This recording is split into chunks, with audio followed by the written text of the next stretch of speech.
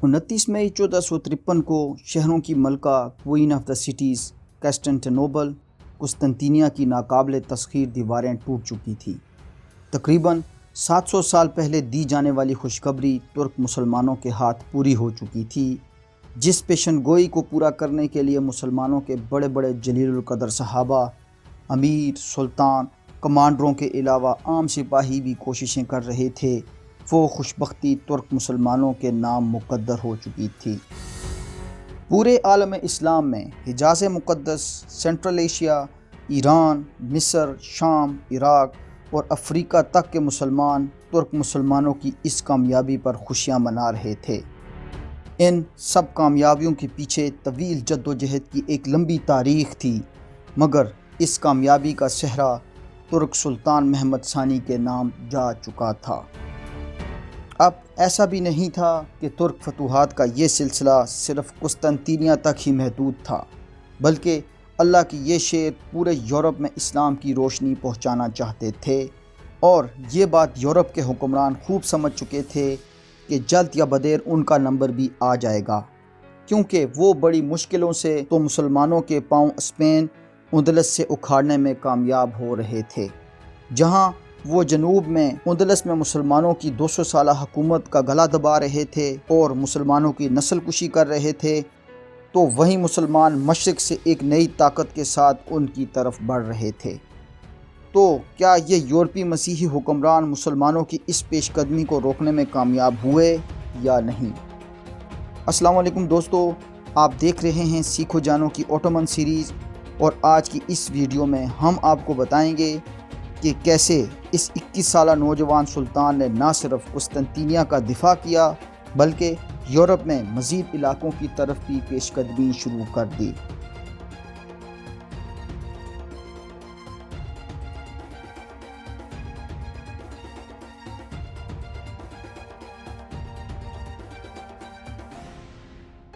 उनतीस मई 1453 को कुस्तनतीनिया का दिफाई हिसार टूट चुका था। उस्मानी फ़ौजों के झंडे कुस्तनतीनिया की हिफाजती दीवारों के बुलंद बाला पुश्तों पर लहरा रहे थे, जबकि कॉन्स्टेंटीन 11 अपनी फ़ौज के साथ अपने अजदाद की मीरास का दिफा कर रहा था।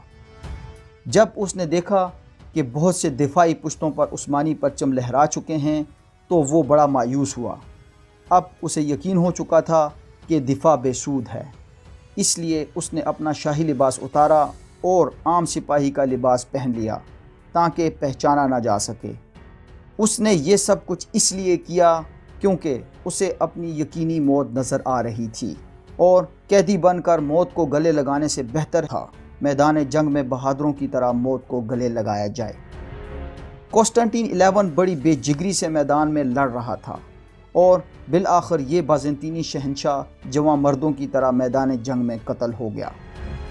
कॉन्स्टेंटीन 11 की मौत का सुनते ही बाज़ंतीनी फ़ौज के हौसले पस्त हो गए, और क़यादत न होने के सबब बाज़ंतीनी फ़ौज ने भी राह फ़रार इख्तियार कर ली।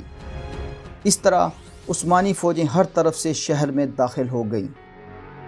सुल्तान मोहम्मद फ़ातेह जब शहर के वस्त में पहुंचा तो उसने अल्लाह का शुक्र अदा किया और सजदा रेज़ हो गया।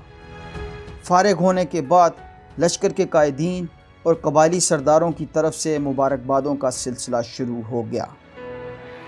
सुल्तान मोहम्मद फ़ातेह ने अपनी फ़ौज, सरदारों और कायदीन को मुतवज्जे किया और उनसे कहा कि तुम्हें कुस्तनतीनिया की फ़तह का एज़ाज़ हासिल हो चुका है, और इस शहर के फ़ातिहीन के बारे में रसूलुल्लाह सल्लल्लाहु अलैहि वसल्लम ने ख़बर दी थी कि वो बेहतरीन फ़ौज होगी। सुल्तान ने अपनी फ़ौज को इस शर्फ़ और फ़तह पर मुबारकबाद दी और उन्हें कत्ल व गारतगरी से रोक दिया, और हुक्म दिया कि लोगों से नरमी का बर्ताव करना और उन पर एहसान करना। शहर की काफ़ी आबादी तो पहले ही निकल चुकी थी, मगर जो इस शहर में अभी भी मौजूद थे कलीसाओं में जाकर छुप गए, जबकि उस्मानी फ़ौज का शहर में मौजूद बाज़ंतीनी हिफाजती दस्तों से दू बदू लड़ाई का आगाज़ हो गया। शहर के बाज़ मुकामात पर तहखाने और दिफाई सुरंगें थीं, जिनमें एक बड़ी तादाद में बाज़ंतीनी फ़ौजी मौजूद थे। उन्होंने छापामार कार्रवाइयों में मुजाहिदीन की एक बड़ी तादाद को शहीद कर दिया। इसी दिन यानी 29 मई 1453 बरोज़ पीर सुल्तान मोहम्मद फ़ातेह مشہور زمانہ کلیسا ہایا صوفیہ تشریف لائے۔ یہاں مورخین میں دو مختلف آراء پائی جاتی ہیں۔ بعض مورخین کے نزدیک ہایا صوفیہ میں موجود ایک بڑے ہجوم نے اس کلیسا کے دروازوں کو بند کیا اور انہیں دوبارہ کھلنے سے روکے رکھا۔ جب سلطان محمد فاتح اپنی خصوصی فوج کے ساتھ وہاں پہنچا تو انہوں نے ہایا صوفیہ کے دروازوں کو کھولنے کی کوشش کی، مگر ہجوم نے ان دروازوں کو کھلنے نہ دیا۔ پھر ینیچری نے کانسی کے ان دروازوں کو توڑ دیا اور ہایا صوفیہ میں داخل ہو گئے، جبکہ بعض مورخین کے نزدیک سلطان محمد فاتح کے پیر و مرشد حضرت صوفی اکھ شمس الدین رحمہ اللہ نے انہیں کہا کہ اپنی فوج کو مفتوح اور مغلوب قوم کے حقوق کی پاسداری کی تلقین کریں، جیسا کہ اسلامی شریعت میں حکم ہے۔ اسی وجہ سے جب سلطان ہایا صوفیہ پہنچا تو وہاں موجود ایک پادری نے آگے بڑھ کر ہایا صوفیہ کا دروازہ کھول دیا۔ یہاں اس شہر کے باسیوں کا ایک ہجوم موجود تھا جو کہ اپنے لیے ایک بھیانک انجام کے منتظر تھے، مگر سلطان نے اس پادری سے کہا کہ لوگوں سے کہو کہ پرسکون رہیں، کسی قسم کا اندیشہ نہ کریں، اطمینان سے اپنے اپنے گھروں کو چلے جائیں۔ یہ بات سن کر لوگ خوش ہو گئے۔ اس عفو و درگزر پر تہخانوں میں چھپے پادری اور راہب بھی باہر نکل آئے۔ وہ سلطان محمد ثانی کے اس رویے سے بے حد متاثر ہوئے اور بہت سو نے اپنے مسلمان ہونے کا اعلان بھی کر دیا۔ اس کے بعد سلطان محمد فاتح نے اعلان کیا کہ آج سے یہ کلیسا ہایا صوفیہ مسجد ہے اور آنے والے جمعے کی نماز اسی مسجد میں ادا ہوگی، لہٰذا ضروری تیاری کی جائے۔ مزدوروں نے گرجا گھر کو مسجد بنانے کا کام شروع کر دیا۔ دیواروں پر لٹکتی تصاویر اور صلیبوں کو اتار دیا گیا، دیواروں پر بنی پینٹنگز کو بھی ختم کر دیا گیا۔ اس دور کی جنگوں میں یہ اصول تمام اقوام میں تھا کہ جس شہر کو فتح کیا جاتا اس شہر کے لوگ اور ہر چیز فاتح قوم کی ملکیت ہوتی تھی، اس لیے قسطنطنیہ کی ہر چیز اب سلطان محمد فاتح کی ملکیت تھی۔ بہرحال شہر قسطنطنیہ میں موجود کئی اور گرجا گھروں کا اسٹیٹس تبدیل نہیں کیا گیا۔ سلطان نے اہل قسطنطنیہ سے شفقت و درگزر کا برتاؤ کیا اور انہیں مکمل مذہبی آزادی دی گئی۔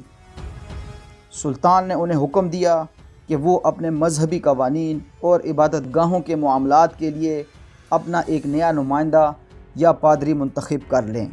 اس پر مسیحیوں نے اپنا نمائندہ جنیڈیس سولیریس کو مقرر کر دیا۔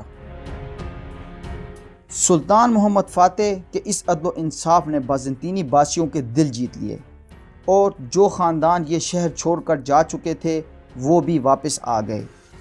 انگریز مورخین نے تاریخ کے ان حقائق کو مسخ کرنے کی بھرپور کوشش کی۔ انسائکلوپیڈیا آف اوٹومن امپائر کے مصنف گابر اگوسٹن اور بروس ماسٹرز نے لکھا کہ سلطان محمد ثانی نے شہر کو 3 دن کے لیے اپنے فوجیوں کے حوالے کر دیا اور وہ شہر میں 3 دن تک لوٹ مار کرتے رہے۔ شہر میں قتل و غارت گری کے ساتھ ساتھ شہر کے باسیوں کو غلام بنا کر جلا وطن کر دیا گیا۔ ان حقائق میں کتنی صداقت ہے اس بارے میں وثوق سے کچھ بھی نہیں کہا جا سکتا۔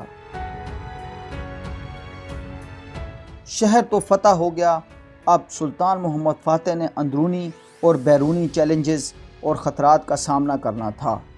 اس مقصد کے لیے سب سے پہلے اندرونی خطرات کو مد نظر رکھتے ہوئے قسطنطین 11، گویانی جسٹنیانی اور شہزادہ اورہان چیلیپی کی تلاش شروع ہو گئی۔ جلد ہی قسطنطین 11 کی لاش کو سلطان کے سامنے پیش کیا گیا اور تصدیق کے بعد سلطان نے اس کو ان کے مذہبی عقائد کے مطابق تدفین کا حکم بھی جاری کر دیا۔ قسطنطنیہ کے شہر میں چھاپہ مار کارروائیاں جاری تھیں۔ عثمانی سپاہی بازنطینی سپاہیوں کو ڈھونڈنے کے ساتھ ساتھ ان کے سپہ سالار گویانی جسٹنیانی کو بڑی شدت سے تلاش کر رہے تھے، جو کہ 29 مئی کے معرکے میں زخمی ہو چکا تھا، مگر جسٹنیانی پہلے ہی اپنے ساتھیوں کے ساتھ شہر کے خفیہ راستوں سے بھاگنے میں کامیاب ہو چکا تھا، مگر یہ اپنی موت سے نہ بچ سکا۔ وہ 1 جون 1453 کو زخموں کی تاب نہ لاتے ہوئے اپنی جان کی بازی ہار گیا۔ اس کے ساتھی جسٹنیانی کی لاش کو لے کر ایک بحری جہاز میں عثمانی بحری جہازوں سے بچتے بچاتے ایجین سی کے راستے جینوا کے زیر اہتمام ایک جزیرے قیاس میں چلے گئے اور قیاس کے چرچ آف سین ڈومینیکو میں اس کی تدفین کر دی۔ سلطان محمد کے نزدیک ایک وقت میں سلطنت عثمانیہ کا ایک ہی سلطان یا دعوے دار ہونا چاہیے، اس لیے اب سب سے آخری کانٹا تھا خاندان عثمانی کا شہزادہ اور خان چیلیپی، جو کہ سلطان محمد کا سیکنڈ کزن بھی تھا اور قسطنطین 11 کے ہاتھوں میں کٹ پتلی بنا ہوا تھا۔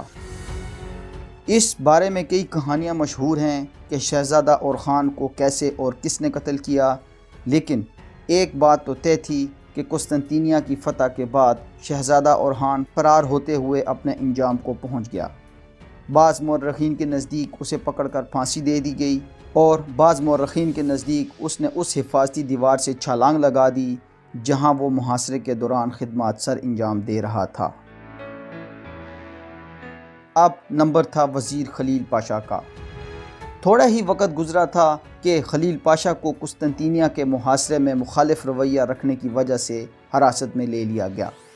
یہ کام سلطان پہلے بھی کر سکتا تھا، مگر اس نے فہم و فراست سے اسے برداشت کیا تاکہ کوئی مسئلہ پیدا نہ ہو، کیونکہ وزیر ہونے کے ناطے وہ کافی با اختیار شخص تھا۔ مگر اب کی بار سلطان محمد فاتح نے اس کو نہ صرف وزارت سے برطرف کر دیا بلکہ اسے پھانسی بھی دے دی اور اس کی جگہ زغانوس کو اپنا نیا وزیر متعین کر دیا، جو کہ قسطنطینیہ کی فتح کے حوالے سے کافی پر امید تھا اور سلطان کی ہر مرحلے پر ہمت افزائی بھی کرتا آ رہا تھا۔ قسطنطینیہ کی فتح کے آخری ایام میں سلطان محمد فاتح کے پیر و مرشد حضرت صوفی اکشمس الدین بھی میدان جنگ میں سلطان کی ظاہری، باطنی اور روحانی تربیت اور حوصلہ افزائی کے لیے موجود رہے۔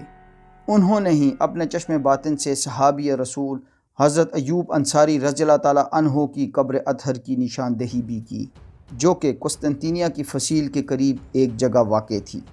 شیخ صوفی اکشمس الدین ہی وہ پہلے شخص تھے جنہوں نے مسجد ہایا صوفیہ میں جمعۃ المبارک کا خطبہ بھی ارشاد فرمایا۔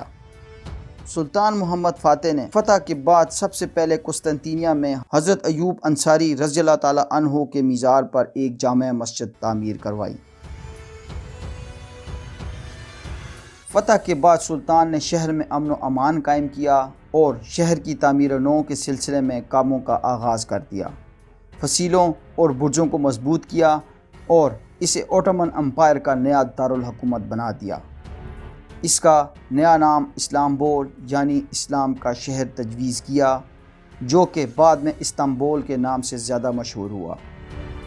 سلطان محمد فاتح اپنے اندرونی خطرات یا چیلنجز کو تو نپٹا چکا تھا، لیکن بیرونی دشمن فتح قسطنطنیہ کی خبر سن کر خوف و ہراس میں مبتلا ہو گئے، جس میں سب سے پہلے مارے خوف کے گلاٹا کی کالونی نے سلنڈر کر دیا۔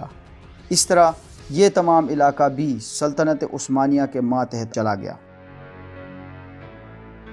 یورپی مسیحی دنیا کو اب اپنی حکومتیں چھن جانے کا خوف لاحق ہو گیا اور وہ تمام اندرونی اختلافات اور رنجشیں بھلا کر متحد ہو کر اس 21 سالہ نوجوان سلطان کے خلاف سازشیں کرنے لگے، اور ان کوششوں کا روح رواں تھا پوپ نیکولس V۔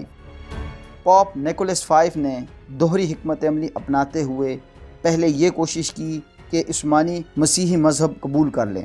اس مقصد کے لیے اس نے اپنا ایک سفارتی مشن سلطان کی خدمت میں اس خط کے ساتھ بھیجا کہ وہ مسیحیت کو مدد اور سرپرستی فراہم کریں، جیسا کہ اس سے پہلے قسطنطین 11 اور پہلے حکمران کر رہے تھے۔ پوپ نے سلطان سے وعدہ کیا کہ اگر وہ اخلاص کے ساتھ مسیحیت قبول کر لے تو پوپ اس کے تمام گناہ معاف کروا دے گا۔ جب پوپ اپنے اس منصوبے میں ناکام ہوا تو اس نے اپنے دوسرے منصوبے پر عمل کرتے ہوئے سلطان کو دھمکیاں دینا شروع کر دیں اور طاقت استعمال کرنے کی بات کی، جبکہ وہ اندرونی طور پر یورپی حکمرانوں کا اتحاد بنانے پر بہت پہلے سے ہی کام کر رہا تھا۔ مگر جلد ہی 24 مارچ 1455 میں اس کا انتقال ہو گیا اور یہ اتحاد کامیابی کے زینے نہ چڑھ سکا۔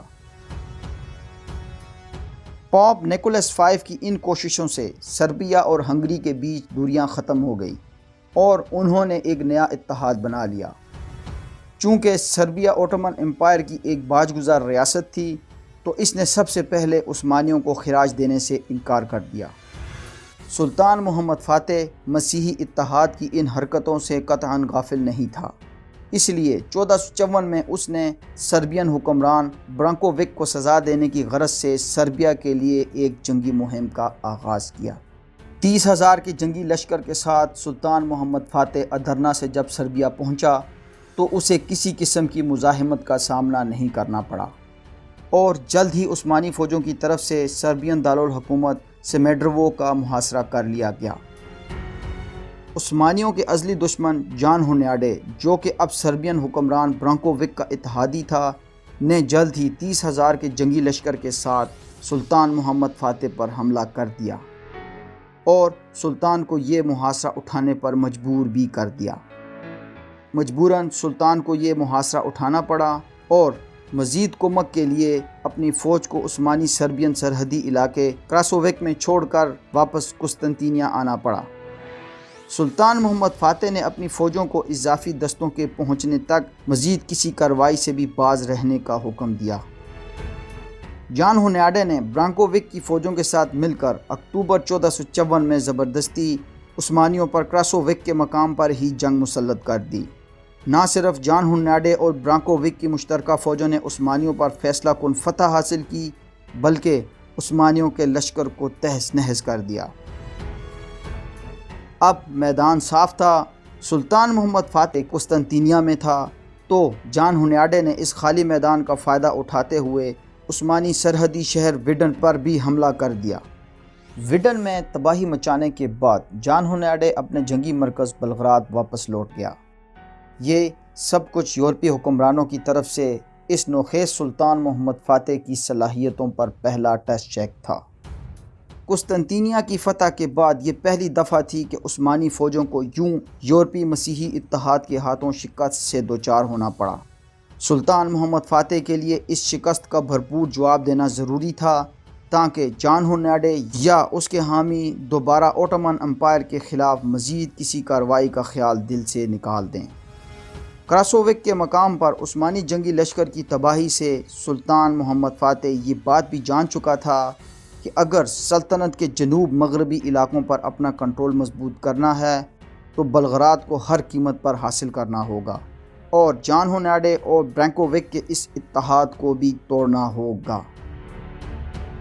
تو دوستو، کیا یہ 22 سالہ نوجوان سلطان محمد فاتح قسطنطنیہ کے بعد سربیا کے اہم ترین شہر بلغراد کو حاصل کرنے میں کامیاب ہوا یا نہیں؟ یہ سب ہم آپ کو اس اوٹومن سیریز کی اگلی ویڈیو میں بتائیں گے۔ اگر آپ سیکھو جانو کے اس چینل پر نئے ہیں تو چینل کو سبسکرائب کرنا مت بھولیں، ویڈیو کو لائک کریں، دوستوں میں شیئر کریں تاکہ معلومات کا یہ سفر جاری رہے، اور کمنٹس کے ذریعے ہمیں اپنی قیمتی آراء سے ضرور آگاہ کریں۔ اپنا بہت خیال رکھیے گا۔ اللہ حافظ۔